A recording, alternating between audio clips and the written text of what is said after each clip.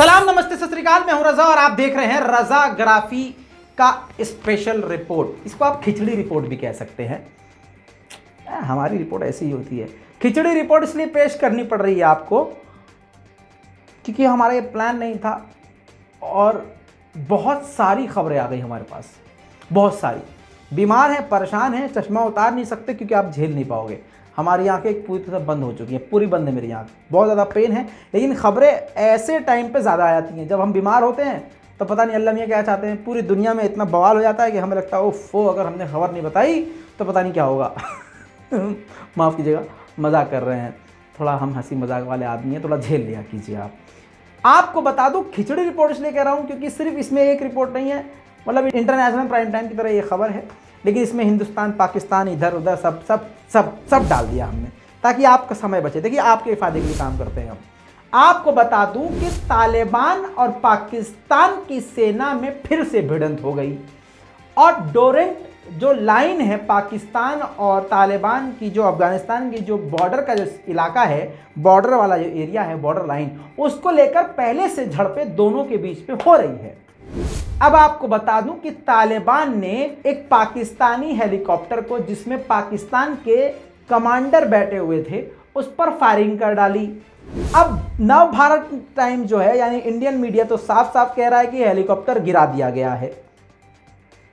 अब गिरा दिया गया है या फायरिंग के बाद उतरना पड़ा है उसको, ये हमारे लिए जांच का विषय था। हमने जांच करी तो उसकी सही सलामत तस्वीर ये है।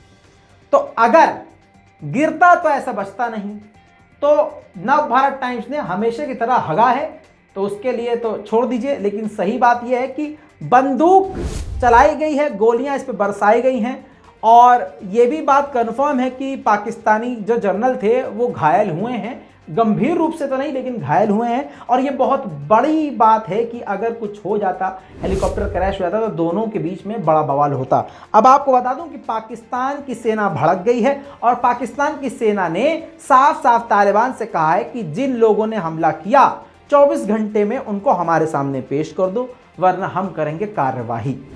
अब उस इंसिडेंट का कुछ वीडियोस भी आया है हमारे सामने, एज अ प्रूफ मैं आपके सामने वो लगा रहा हूं, देखिए।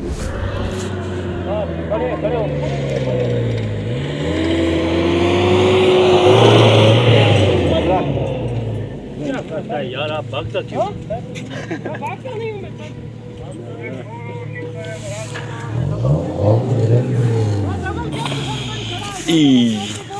रोटी लाने के लिए वहाँ खड़ा हुआ, फंसा हुआ है सर हमारी गाड़ी। लोकल हमारी गाड़ी फंसा हुआ है सर। आप बैठ जाओ। हमारे पास खड़े हुए सर, ये पानी यार डबल कैप को निकालो यार। गाड़ी ले गाड़ी सर, ये कोशिश करें सर, निकाल रहे हैं इसको सर। मशहूर कौन है?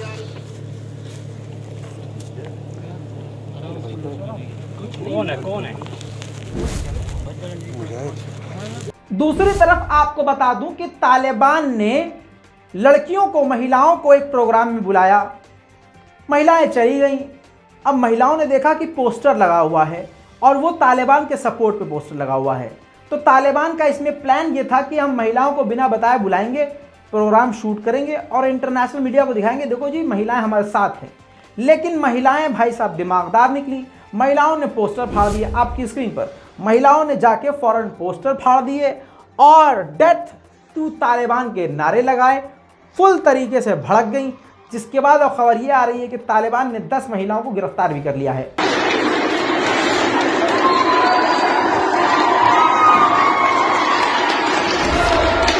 बड़ी खबर एक और आपको बता दूं कि तालिबान कतर और तुर्की से लगातार बातचीत कर रहा है और बिल्कुल एक स्टेप पीछे रह गया है। तुर्की के साथ डील होने वाली है और अब काबुल एयरपोर्ट का संचालन, यानी पूरा जिम्मेदारी कतर और तुर्की मिलकर उठाने वाले हैं। लेकिन कहीं कहीं पर सोच रहे तालिबानी एकदम मजा दे देते हैं। अब एक बिल्ली परेशान कर रही थी इनको, रो रही थी। इन्होंने बिल्ली को पकड़ा और फिर बिल्ली को खुश करने का तरीका, आहा, बिल्ली को चुप कैसे कराते हैं तालिबानी, देखिए।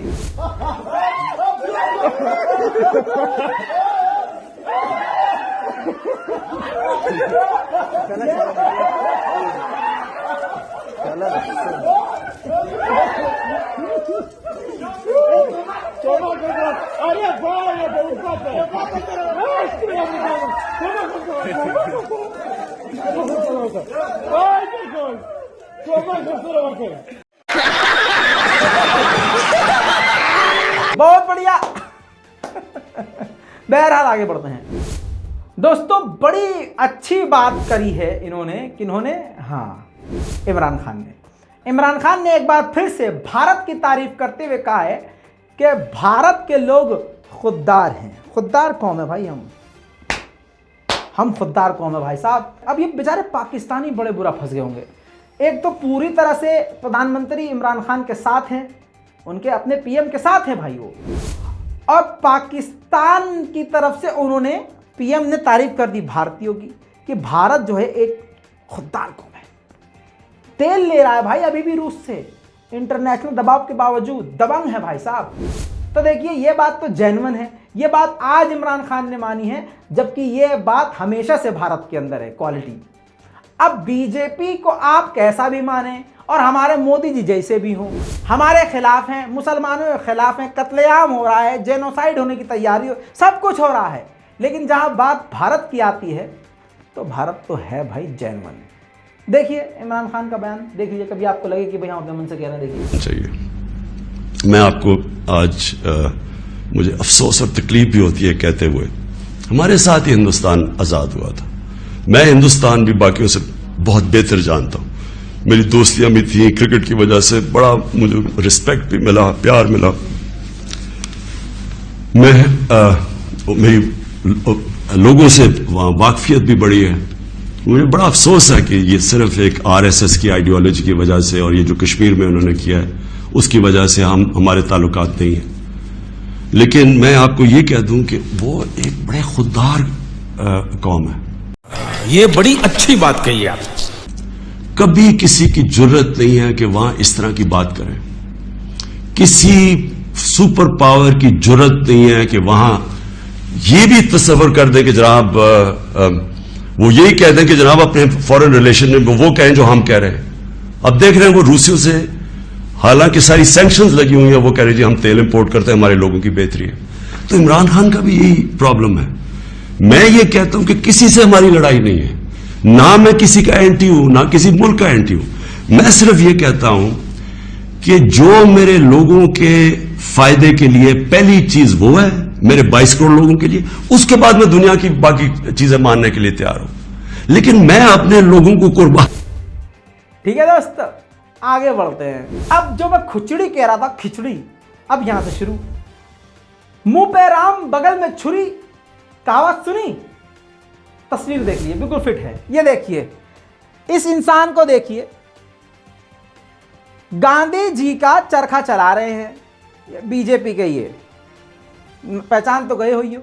लेकिन दोस्तों यही इंसान, यही पार्टी के लोग बीजेपी पूरी तरह से खिलाफ भी हैं, है ना कमाल की बात। अब दोस्तों एक तस्वीर आपको दिखाते हैं, ये देखिए, पहले लेटर आप पढ़ लीजिए।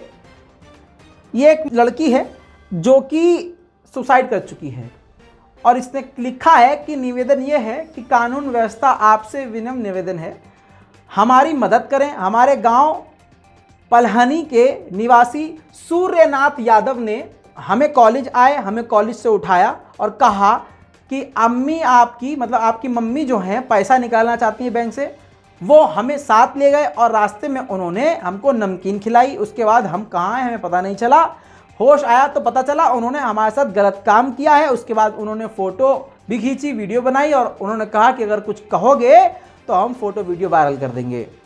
और हमने रिकॉर्डिंग भी उनसे कर ली थी, उनकी बातों की, धमकियों की। तो उनको जब पता चला तो उन्होंने आके मेरा फ़ोन भी तोड़ दिया। अब मेरे मरने के बाद उन पर कार्रवाई ज़रूर करिएगा। कॉलेज नाम बाबूजी लल्लन सिंह, और आपको बता दूं क्लास है BSc बताया है।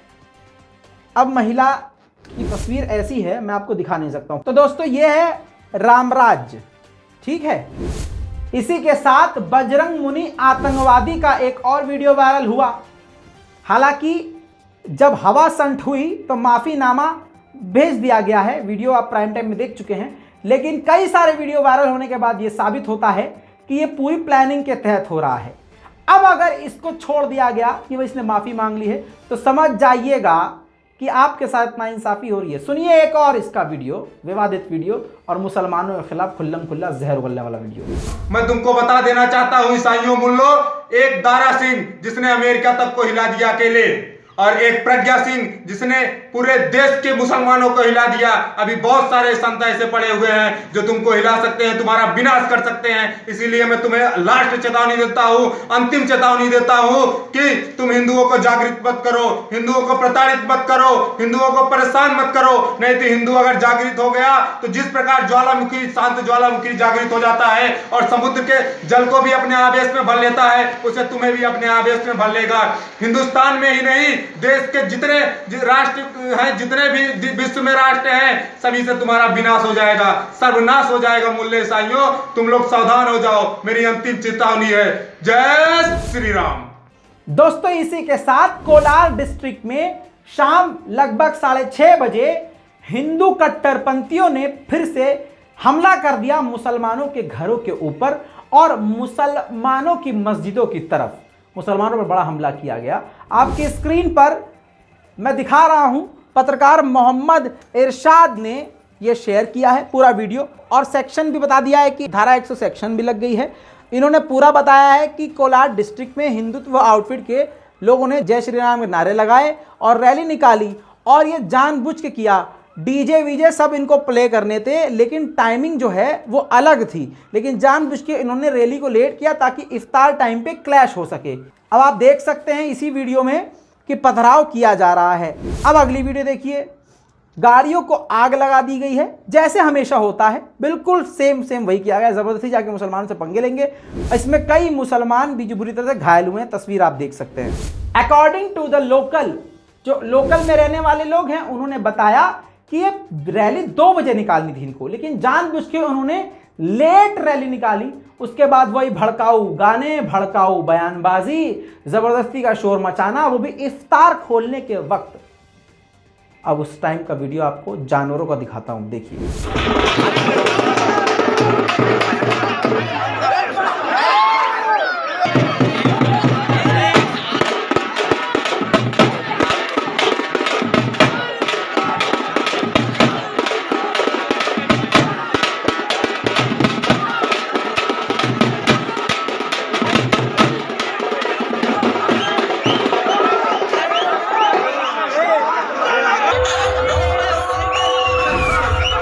देख लिया आपने।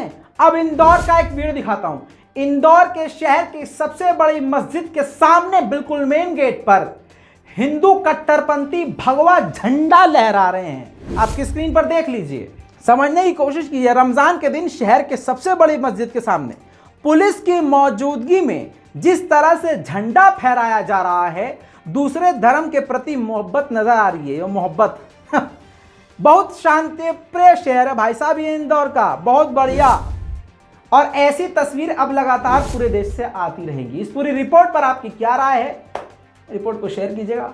खिचड़ी रिपोर्ट आप चाहते हैं तो इसी तरह से आप नीचे कमेंट कर दीजिएगा, तो आज से आपको खिचड़ी रिपोर्ट भी, जब भी खिचड़ी बनेगी आपको परोस दी जाएगी। पूरी रिपोर्ट पर अपनी राय कमेंट में लिखिए, रिपोर्ट को शेयर कीजिए। मैं हूं रजा और आप देख रहे हैं रजाग्राफी। इसको फैशन मत समझना यार, बहुत मजबूरी है भाई साहब। मांगे का पहना हुआ है चश्मा, कुछ समझ में आ रहा, कुछ दिख भी नहीं रहा है, लगता है बर्फ पड़ने वाली है, ऐसा हाल हो रखा है। लेकिन क्या करें, आपके सामने तो आ रहे हैं ना, खबर तो दे रहे हैं ना। चलिए, जय हिंद।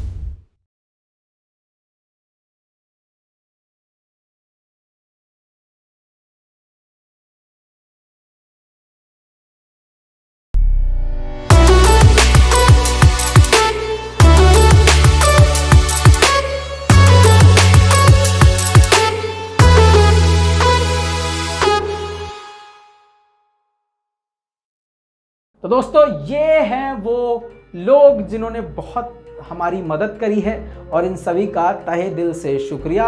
और आपसे उम्मीद है कि इसी तरह से आप अपनी दुआओं में और अपने साथ में हमें याद रखेंगे।